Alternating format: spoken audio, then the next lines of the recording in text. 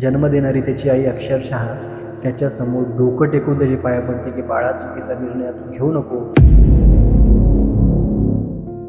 2 दिवसांपूर्वी सकाळी 11 वाजता एक 19 वर्षाचा तरुण त्या ठिकाणी येतो. त्या डोंगरावरती तो चढतो आणि डोंगराच्या अगदी कडेला उभा राहून तो आत्महत्येचा प्रयत्न त्या ठिकाणी करत असतो. हे सगळं घडत असताना काही गावकऱ्यांच्या लक्षात येतं की या ठिकाणी कोणीतरी आत्महत्येचा प्रयत्न करतायत. तर काही गावकरी सरपंचाच्या मदतीने त्या ठिकाणी त्या डोंगरावरती जातात. त्या मुलाला ते समजावतात की अरे बाबा, काय झालंय, तुझी काय अडचण तुझी आहे, आम्ही तुला सगळे मदत करतो, पण तू अलीकडे ये, तुझा तो जीव गमावला, मनुष्य जीवन पुन्हा मिळत नाही, अशा सगळ्या गोष्टी त्याला त्या ठिकाणी सांगितल्या जातात. पण तो मुलगा ऐकण्याच्या मनस्थितीमध्ये नसतो.